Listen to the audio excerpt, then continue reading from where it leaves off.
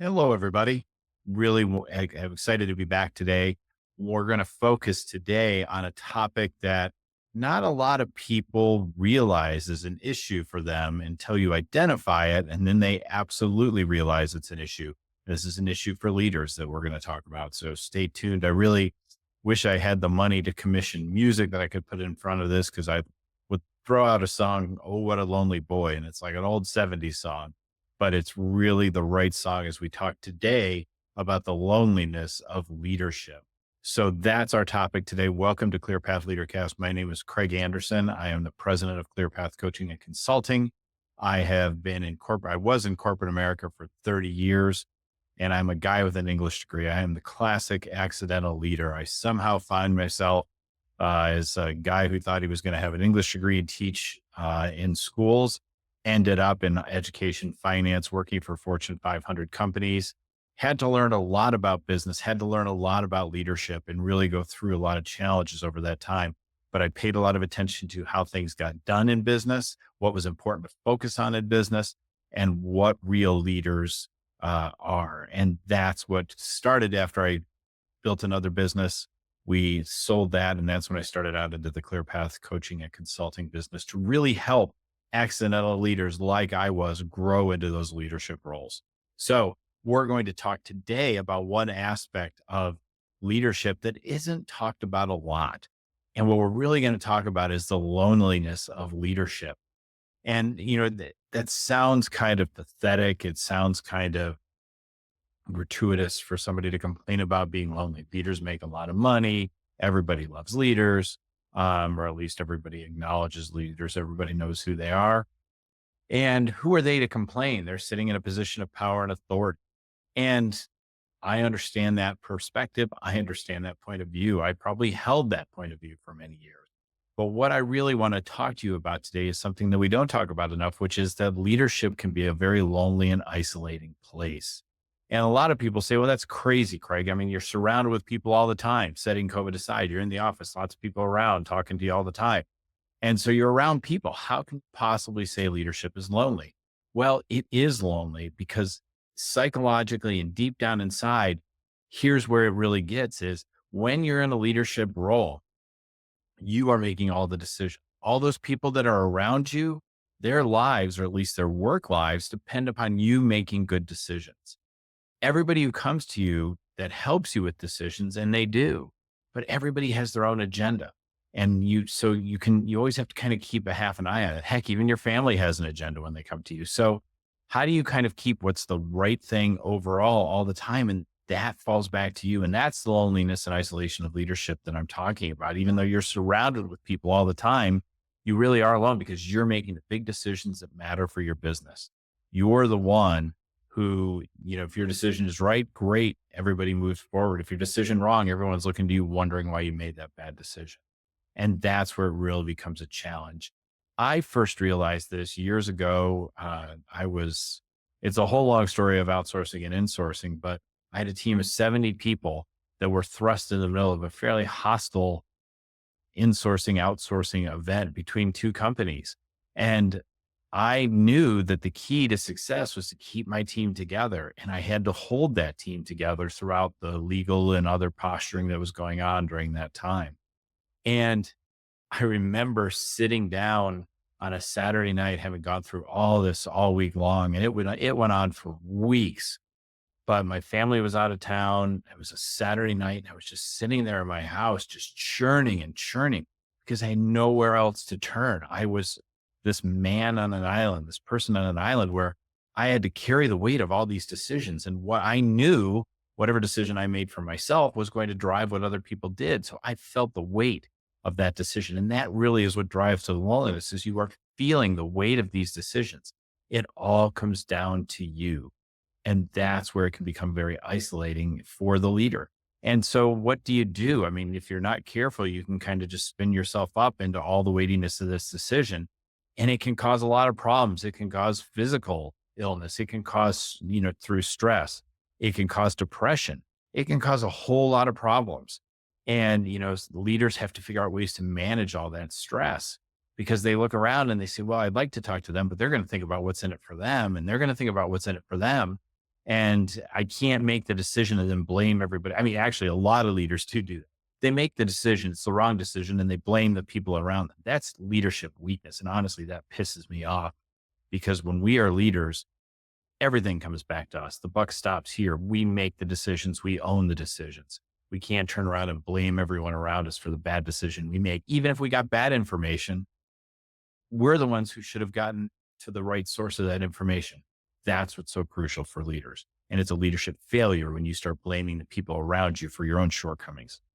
Sorry, long story to the short of kind of a diatribe. But when you're a leader, you have this feeling that you have to take on all these decisions. And ultimately, through that personal crisis that I went through in that time, fortunately that worked out well, but it was a rough time. And, the people looked to what I did. They followed me. Fortunately, one day I had kind of I wouldn't say a breakdown, but one day my frustration was clearly showing. And I had kind of a guy who worked for me who was older than me and had been around and had been through a lot of mergers. And this was, and outsourcing, insourcing, and I hadn't. And he came to me and he said, Craig, look, everyone's looking to you. If you start losing it, if you start letting the frustration show or the anxiety show, it's going to permeate through the organization. You set the standard, you set the tone. And that is just great. And that's great. And that's true, but it just increases that feeling of isolation. So what do we do? As I said, that toll of leadership can really start to wear down on you. I actually had somebody tell me that great leaders are the ones who can bear the pain of leadership more than other people. And that's a disturbing quote in some ways, but also such a true quote because it is painful to carry that load.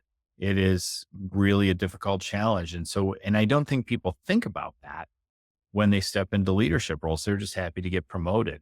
And once you're in it, and for a while, it does feel great, but then you start to sense the weight of these decisions. And so that's where the physical toll can come in, where the mental toll and emotional toll could come in. And you start to realize that I can't continue to do this all by myself. What can you do as a leader to reduce that isolation? And I've had people kind of throw out, well, you need to build relationships with your people and and all those things are important, but they're not going to reduce that feeling of isolation and leadership. It's one of my favorite scenes in the end of Star Trek: The Next Generation. All the direct reports to Captain Picard have a regular poker night. And in the very last episode, he kind of shows up and is surprised he hasn't done it before. And, and that's a great heartwarming thing. And it is good for you to have a great relationship with your leadership team. That doesn't supplant the fact that you are still the one ultimately making the decision. So build that community. But where can you get people who understand what you're going through? And that's where we start shifting into solutions for the loneliness of leadership. One, and I'll just get this out of the way, coaching. That helped me. I hired an executive coach to help me with the decision process, to help me not feel like I'm carrying all this weight, to help me sort through those feelings that I have, and to help me kind of put perspective on things. And a great executive coach can really help you set aside, one, they're right there with you. They don't have an agenda for you. So they're right there with you and they can help you grow as a leader. It's a really effective thing for you to do is to bring someone in who can help you with perspective, help you kind of separate the wheat from the chaff and help you to make better decisions and help you. And right there, there's someone with you. So you're not always carrying this burden. It's someone you can bounce these ideas off of. And so you start to feel less isolated. So that's one thing that you can do. And if you're interested in that, I would love to talk to you about it. You can just shoot me an email at craig@clearpathcoaches.com and we can set something up. Next thing for you to do is think about where can I find maybe a peer or a couple of peers, other leaders. Sometimes that's within your same organization. That depends a lot on your culture. Sometimes it can be with leaders outside your organization who are similarly situated. Craig, why are you saying that inside your company that might not be as good of an idea? Well, it depends a lot on the culture of the company. I've been in companies where, it's kind of, not stated, but kind of happens. And it's part of the culture that those equal leaders are kind of competing with each other for resources. And, you don't really want to be vulnerable or bare your soul if you're worried that person's going to go somehow take resources away from you. So sometimes we have these kind of dysfunctional organizations that reward bad behavior. So you don't want to be in that place. So I don't encourage, so sometimes you have to read the room, you have to read and understand what's going on in your company. But that may be a challenge for you to find peers that you can commiserate with. and who can provide support to you. But if you have an opportunity to build relationships with leaders who are similarly situated to you, maybe you're a business owner, find a community of other business owners who are dealing with the things that you're dealing with. It will help you in so many ways because one, you'll see that these issues that feel so huge and so weighty to you, and they are, but they're not unique to you. Everybody's dealing with those issues. And with the right mix of people around in this group that you build of peer leaders, you're going to find that sometimes those leaders are dealing with, have dealt with those things that you're actively dealing with today, and they can help you think through that process. The beauty of having these peer leaders together, it becomes a community of people who are only there because you provide them support and they provide you support.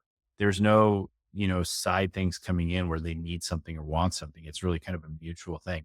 And that community of like-minded leaders can really help you with carrying that burden, help you think through what's going on. It's a crucial piece of a group experience, being a peer group or a group coaching experience, whichever those things you might want to do.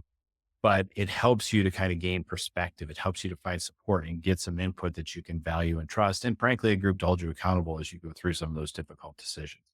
So that's really, it's building that community of peers or getting a coach to help you with the perspective, to help you see that these problems are not insurmountable or that these challenges are not for you alone, that a lot of leaders go through it.